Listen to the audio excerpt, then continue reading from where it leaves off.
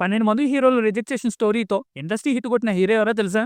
ఈ సినిమా అనుకున్నప్పుడు ముందుగా ఏఆర్ మురుగదాస్ గారు, మహేష్ బాబు గారు కథ వినిపించారంట. కానీ ఆయన ఒంటి నిండా పచ్చబొప్పులు అయింతే ఆయన ఫ్యాన్స్ ఒప్పుకోరేమోనని ఆయన సున్నితంగా పక్కదప్పుకున్నారు. ఆ తర్వాత ఇదే కథని అజిత్ గారికి చెప్పగా ఆయన ఓకే చేసి 2 స్కెడ్యూల్స్ వరకు షూటింగ్ ఫినిష్ చేశారంట. మరి తర్వాత ప్రొడ్యూసర్స్‌కి ఆయనకి ఏమైందో తెలియదు గాని ఈ సినిమా అక్కడితో ఆగిపోయింది. ఆ తర్వాత ఏఆర్ మురుగదాస్ గారు పవన్ కళ్యాణ్ గారికి, విజయ్ గారికి, విక్రమ్ గారికి, కమల్ హాసన్ గారికి, మాధవన్ గారికి, విజయకాంత్ గారికి, రజనీకాంత్ గారికి, విశాల్ గారికి, సింబు గారికి కూడా ఈ కథను చెప్పారంట.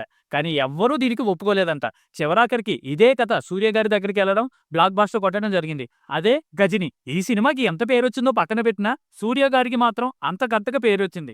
ఇండియా వైడ్‌గా ఒక్కసారిగా సెన్సేషనల్‌గా మారిపోయారు సూర్య గారు. సంజయ్ రామస్వామిగా, ఆ తర్వాత గతం మర్చిపోయిన వ్యక్తిగా తన యాక్టింగ్‌లో జీవించేశారు సూర్య గారు. అంతేకాదు హిందీలో ఇదే సినిమాని అమీర్ ఖాన్ గారితో రీమేక్ చేశారు. ఇండియాలో మొదటి 100 కోట్లు తెచ్చిన హిందీ సినిమాగా నిలిచింది 'గజిని' కూడా. మరి సూర్య గారికి కాకుండా ఈ లిస్ట్‌లో ఉన్న వాళ్ళలో ఎవరికి ఈ సినిమా అయితే బాగా సెట్ అవుతుందో కింద కామెంట్ బాక్స్‌లో కామెంట్ చేయండి.